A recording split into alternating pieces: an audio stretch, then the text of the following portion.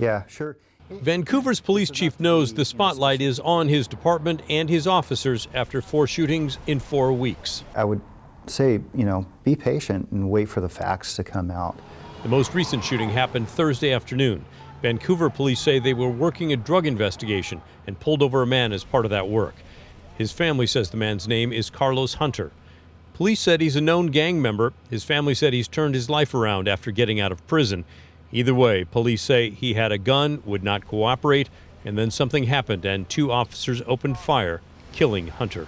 We're putting human beings, police officers, into critical incidents like this and expect them to make a split-second decision that is not only impacting their own personal life, but the other person that's involved in it, and making decisions on behalf of the community safety.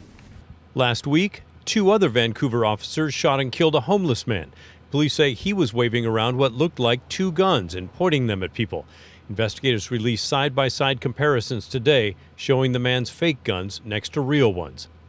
2 weeks ago, another fatal shooting, this time involving a 16-year-old with a knife.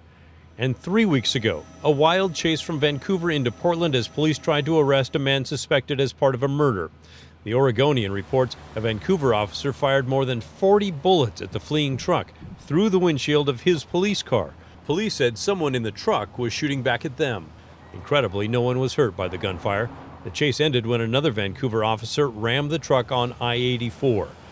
Which is why we asked the chief, is it all just random, or is there a problem with the officers' training? So those are great questions, ones that I've asked myself more recently. His answer, it's not the officers and it's not the training.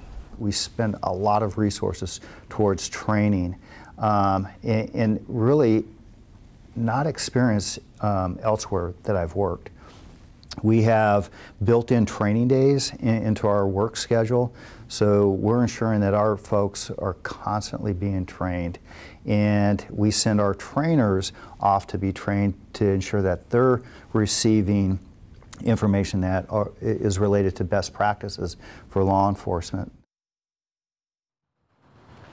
All 4 of those shootings are still under investigation. By the way, I did get to ask the chief about, or rather Tim Gordon asked the chief about that crazy chase and all those bullets fired, and was that appropriate? And his answer was, well, he had not been formally briefed on the whole thing, but he could imagine reasons why it would be appropriate and reasons why it would not be appropriate.